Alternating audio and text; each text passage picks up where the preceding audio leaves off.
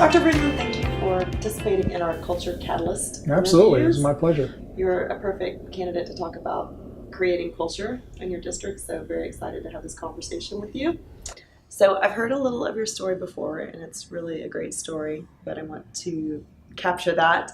Why did you choose to work in education? Well, you know, as a young man, I was born into an unusual situation, or I should say unusual for some, but sadly not for everyone. And I was born to a single parent. And so mom did the only thing she knew she could do, and put us into foster care, I believe at the age of 3. And, you know, through that experience of growing up in a foster home, and we had as many as 20 kids at any given moment in that home, in and out, I really, I guess I got to understand the significance of people contributing to other people. The Rosines were fantastic foster parents, but I also got the opportunity to live a life that was somewhat unique. In 1974, I was adopted by the Vroonland's entire different family, and I remember that experience of taking the 2 grocery bags I had. Back then they were paper grocery bags, filled with the stuff I had, sitting in the back of a car alone, driving from Waterloo, Iowa to Cedar Rapids, Iowa, getting a new room, a new house, a new family, new name, new school, new friends, new church, everything new at age of 10. Schools, for me, I knew early on, schools were kind of my way of being as good as anyone, regardless of the circumstance of my birth. And I really took that in. So by the time I was 18, I knew I was going to be a lawyer or a minister or an educator, and all in the same pathway to serve.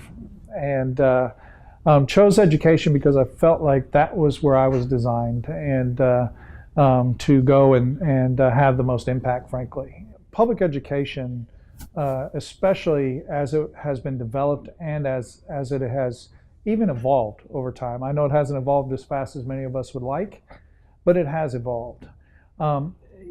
It serves a unique purpose in a democracy of ensuring that we have a protected form of government. And I am very, very, almost borderline nationalistic. I believe so strongly in the American dream and what we are about, but it doesn't work without a public education system. So I think you, maybe better than anyone, exemplify what I think is really difficult for people to grapple with this balance, which is you 100% believe in public education and want it to thrive, and yet you're not critical of public education. You feel like it has grown and evolved, and yet you are still trying to innovate in public education to make it better. And so that kind of anomaly, can you explain that? Like the idea that just because you're trying to make it better doesn't mean that you're against it or you're critical of it. Well, it's not too dissimilar to my faith. And the truth is, I have a faith and I do my best in my faith, but what I know I need to do is better. I need to evolve. I need to get better at everything I do always. Education is not dissimilar to that. We serve the purpose of educating children, and we are a far cry from perfection in that service, but our efforts are not. And that's what frustrates me. And our stories get lost sometimes by the narratives of people who have different desires for public ed. My desire is for public ed to work, and to work really well and to thrive. The realities are we can do a better job, and we should constantly strive to do a better job. I'm not opposed to being accountable. I just believe in an ownership model, and the way you become accountable in an ownership model is to turn from looking to what do we do for the state to who am I truly accountable to and for, and that's the children in this community, the community itself, and the board is the best entity to hold me and this district accountable. So tell us what kind of student you were in high school. Oh. I would say I had a lazy mind. I actually, that's not entirely true. I was, when it came to the social sciences of any sort, psychology, history, government, economics, loved them all. That's what loved them all. And just, I think, learning about how people function. But when I went to college, that's when I really learned what it was like to be a student, because my first year was not good. I, uh, I enjoyed school, I really did, but I wasn't, one of those kids who studied really hard. But I did fine in school. I was just one of those kind of guys. A few pranks.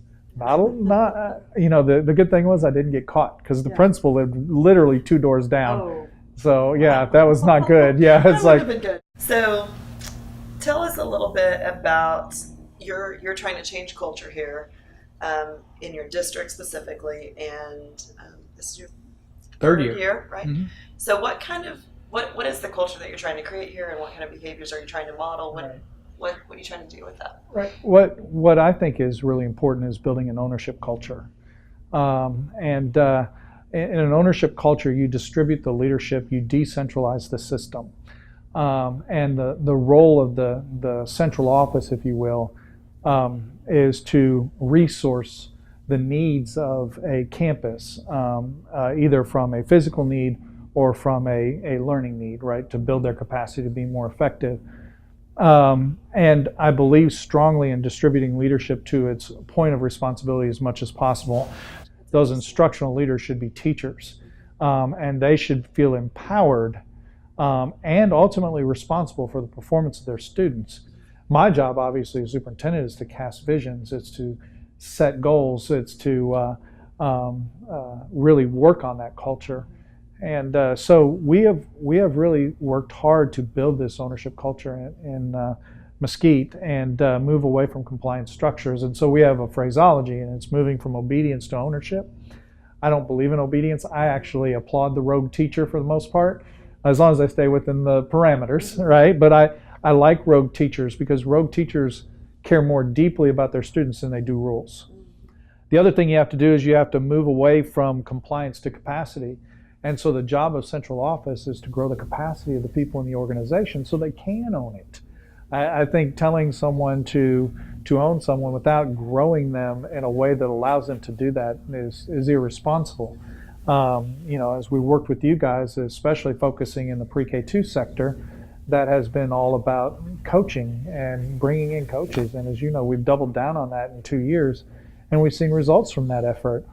I think actually this next year will probably be the biggest growth period. It won't surprise me at all because the first years were really about developing understanding, then making something concrete, working through that, and now we're really into that second year. But I think it's important to note in this ownership culture we've developed, we did not experience, contrary to change management theory, an implementation dip in our performance. And I've never believed in implementation dips. I still don't. I think those occur because of a lack of capacity development prior to making change. And so I think our focuses have been well received on the part of teachers. And I've shared with you in this movement from compliance to capacity, what we're seeing is teachers are working harder. I'm hearing this from teachers. They're working harder, but they love what they're doing because they feel valued. That's my hope, is that we can prove this. And if we can prove this in a district with 75% free and reduced, if in 3 years we can have 80% of our kids in middle school taking a pre-AP course and 80% of our high school kids taking an AP course, we can put the narrative on its head, if you will. And so you're kind of leading towards a question that I wanted to ask, which is, what do you think your legacy is? What do you want it to be? I want it to be about creating a new narrative for public ed. And that may be a little audacious, but I guess what's life worth living if you're not doing that? Well, I have argued about local accountability forever, and I think it's the epitome of irony when you say to take community-based accountability and put it in the state system. And so what we're doing here in Mesquite is we're stepping out and developing an accreditation tool for our board to actually accredit our schools. That's a massive shift from even how many would design the governance role of boards. But I believe if you're going to have an accounting, the only people who can be truly believed, if you will be the board that is elected by the local community in establishing those accountings. I think it could be the most important work that a school board would do, is to really hold campuses accountable to their performance and the district overall. But here's the key. It's not a gotcha system. This system actually works to promote growth rather than kind of reflecting, ooh, you're a bad school, or oh, you're a good school, which are really misnomers in many cases.